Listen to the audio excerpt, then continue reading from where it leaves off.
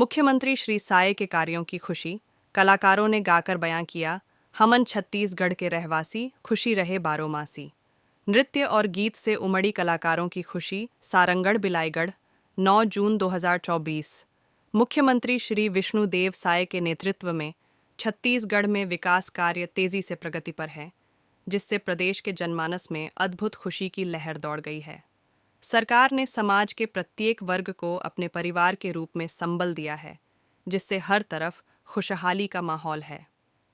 प्रदेश के बस्तर, दुर्ग, रायपुर, बिलासपुर और सरगुजा संभाग के मैदानी इलाकों सहित जशपुर के सभी सुदूर वनांचलों में भी सरकार के कार्यों का लाभ पहुंच चुकी है।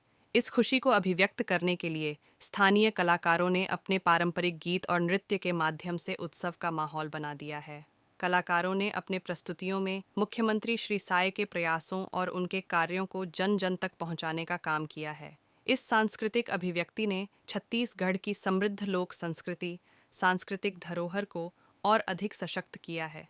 मुख्यमंत्री श्री साय ने भी कलाकारों की इस पहल की सराहना की है और कहा है कि कला और संस्कृति के माध्यम से विकास की कहानियों को जन जन तक पहुंचाना वास्तव में एक प्रशंसनीय प्रयास है।